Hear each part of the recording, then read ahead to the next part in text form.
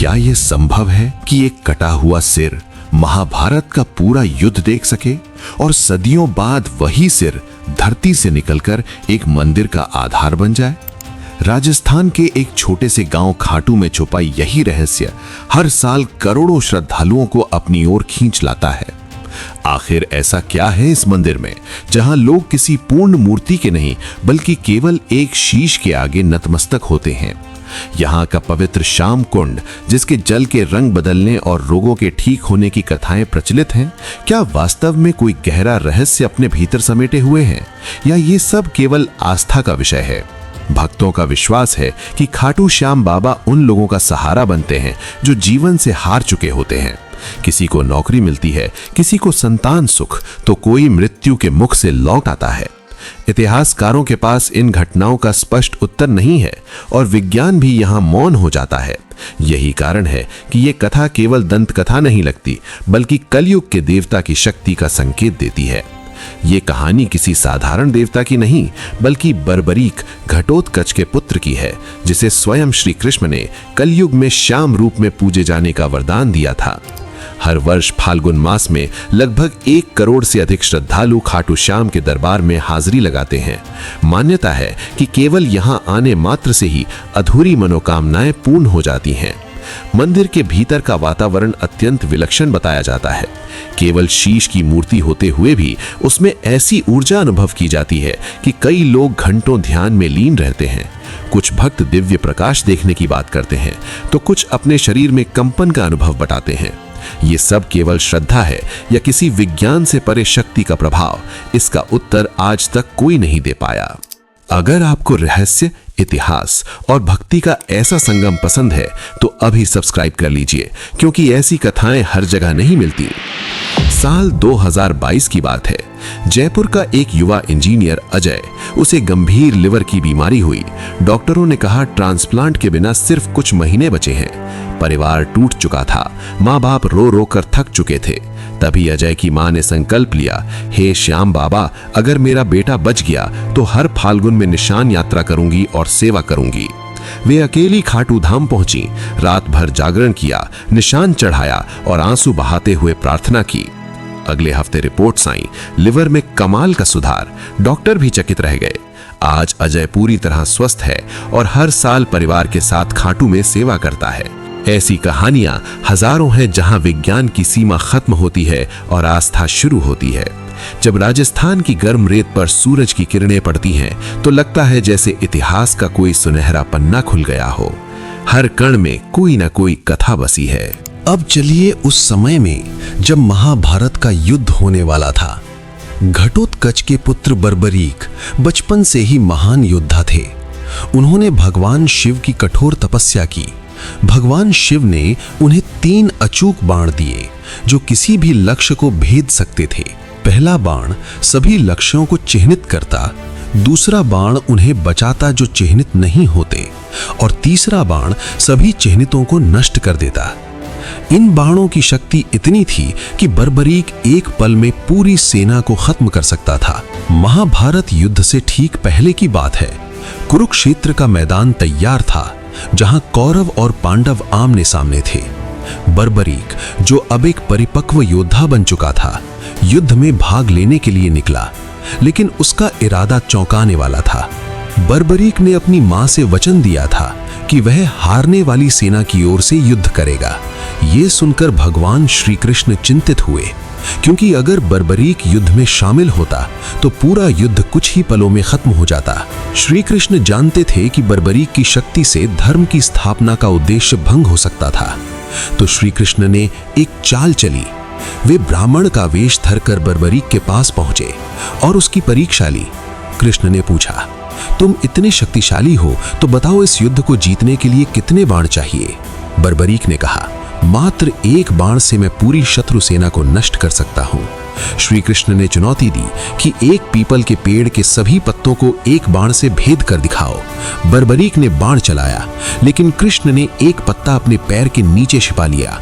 आश्चर्यजनक रूप से बाण कृष्ण के पैर पर ही रुक गया, क्योंकि वो पत्ता भी लक्ष्य था। ये देख बर्बरीक समझ गया कि सामने कोई साधारण ब्राह्मण नहीं है। आगे की कहानी और भी रोचक है। कृष्ण ने बर्बरीक से दान मांगा, उसका सिर। बर्बरीक जो दानवीर था वह बिना हिचकिचाए सहमत हो गया, लेकिन उसने एक शर्त रखी। वह महाभारत युद्ध को देखना चाहता था।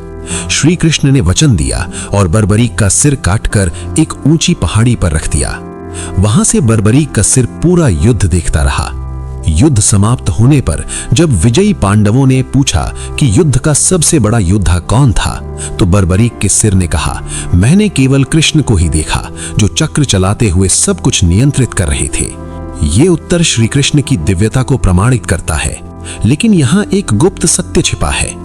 कृष्ण ने बर्बरीक को वरदान दिया कि कलयुग में वह श्याम नाम से पूजा जाएगा और हारे हुए लोगों का सहारा बनेगा। यही बर्बरीक आज खाटू श्याम जी के रूप में जाने जाते हैं। अब आते हैं उस रहस्य पर जहां बर्बरीक का सिर सदियों तक गुप्त रहा। महाभारत युद्ध के बाद बर्बरीक का सिर कुरुक्षेत्र से हटाकर खाटू नामक जगह पर दफनाया गया, जो आज राजस्थान के सीकर जिले में है। कहते हैं कि कलयुग में जब द्वापर युग की यादें मिट रही थीं, तब एक गाय रोजाना एक जगह पर दूध बहाती थी। वह जगह खोदने पर बर्बरीक का सिर मिला। ये घटना इतनी चमत्कारिक थी कि स्थानीय राजा रूप सिंह चौहान को सपना आया, जिसमें बर्बरीक ने कहा, मेरा मंदिर यहां बनाओ। राजा ने 1720 ईस्वी में मंदिर बनवाया, जहां बर्बरीक का सिर स्थापित किया गया।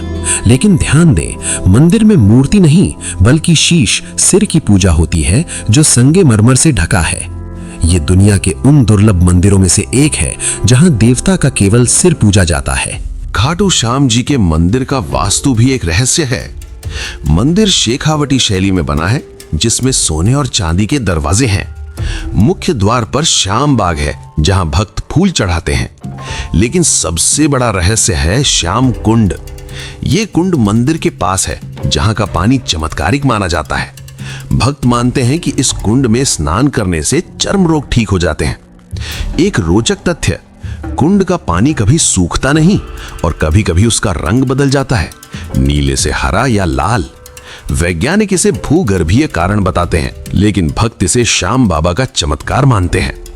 एक सच्ची घटना, 19वीं सदी में एक ब्रिटिश अधिकारी को लकवा हो गया था। उसने कुंड में स्नान किया और ठीक हो गया। यह घटना दर्ज है, जो मंदिर की प्रसिद्धि बढ़ाती है। एक प्रसिद्ध कहानी है एक व्यापारी की, जो 20वीं सदी की शुरुआत में थी। वो व्यापारी अपना सब कुछ हार चुका था, कारोबार डूब गया, परिवार भूखा था।